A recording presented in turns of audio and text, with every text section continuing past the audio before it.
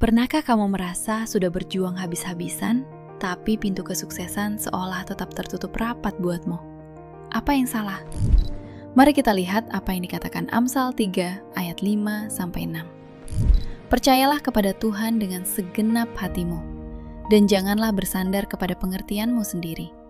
Akuilah Dia dalam segala lakumu, maka Ia akan meluruskan jalanmu.